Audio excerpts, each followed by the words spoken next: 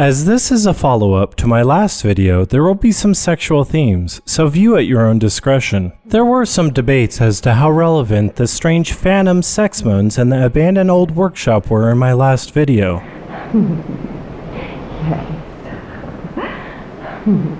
An unsurprising number of people had no idea about this, as it is easily missed. I felt like it was purposeful and was subtle insinuation of Gehrman having sex with the doll. A few people commented on this theory, trying to provide evidence to the contrary, so I tested a few things out and decided a geography lesson was in order. Before I get to that, a comment reads that not only is this not a reference to Gehrman and his doll banging, but delves into the original source of the audio file, coming from a specific door in the narrow streets of Yharnam. Although I knew the commentator was right about that part because I dug it out of my old recorded archives from long ago. Then there was another argument that it's not even the same voice actor as the doll, which is true. Likely they never recorded the doll making sexual sounds, nor did they care to. They didn't want to destroy her beautiful innocence. All they had to do was trigger the last line of the Yharnam woman on loop in this specific location to get their symbolic point across. It doesn't matter if it's not the doll's voice, it's the closest audio file they had that sounded like sex and they wanted to trigger it in Gehrman's old workshop for a reason. This rehashing of audio files is similar to the reuse of Gehrman's crying pitched down for the orphan of Kaz,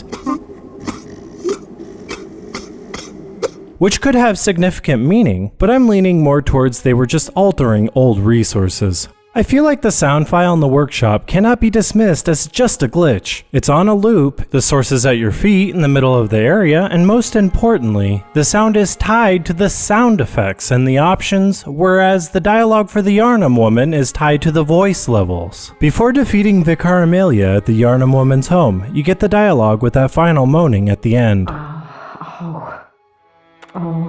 We've the deepest gratitude for the church and all they do for us.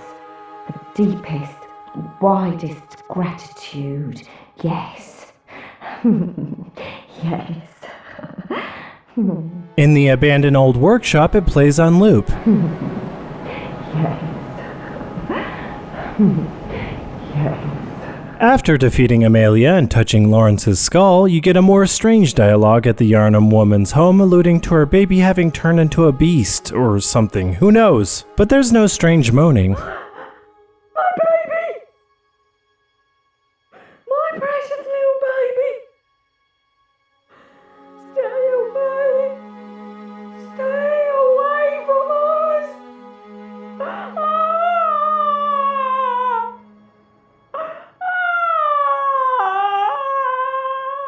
Yet, in the abandoned old workshop, the moans are still present. Yes. Yes. The moans only disappear after defeating Rom and beckoning the moon presence. If this was a glitch, why would it disappear after the major turning point in the game? I know after this turning point all the residences show a no response message, but that's because we are to assume everyone died. Then there were comments that maybe the workshop was right below the house of the Yharnam resident that could possibly be the trigger for the so-called glitch. Well, I studied the area thoroughly, and I can safely say the abandoned old workshop is far, far away from her home. Starting with the abandoned old workshop area, I surveyed the surroundings. As you can see, here is the Astral Clock Tower, below which is the Grand Cathedral, and to the left, the Healing Church Workshop above the Odin Chapel. Now, from the choir's note from the top of the Healing Church Workshop, here are the stairs leading down from the Grand Cathedral. Down below, through the fog, you can faintly see the abandoned old workshop. Here is where the audio file plays. Now, making my way back around to the opposite side of the Healing Church Workshop, here is the Astral Clock Tower. And after panning down, you can see the platform you climb to with the message about the adage. From that platform, you can see the alleyway the Yharnam woman resides. So, this makes it pretty clear her residence is nowhere near the old workshop. In fact, it's safe to say it's on the opposite side of Yharnam. And after all this research, I am even more positive this strange sexual moaning was on purpose. It was a rehashed resource and conveniently placed on loop to allude to something significant. It's fine if you disagree and want to continue thinking it was a glitch, or that it has nothing to do with Gehrman screwing his doll. think whatever you want. But considering all the vague inference and subtle themes in this game, I know exactly why this dialogue plays on loop in the abandoned old workshop. It's the best way they can tell you without outright telling you that Gehrman had an obsession with his doll, just like with the use of the word mania, which could mean many things. But when you put curious in front of the word, it really narrows it down to something like an obsession or fetish, an abnormal obsession. But take it as you will. A special thanks to Cheese Puffs and Mike Mortis for bringing up valid arguments that led to this video. I don't normally make videos addressing comments, but I try to be as active as possible with my loyal subscribers. And if it wasn't for you guys, I don't know what I'd do. I have quite a few more videos on Bloodborne in the works, so stay tuned.